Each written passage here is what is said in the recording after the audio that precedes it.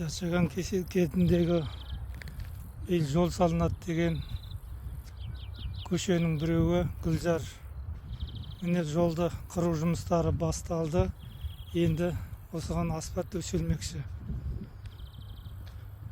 Тұрғындар енді осы жұмыс тезірек бітсе екен деп алаңдап отыр.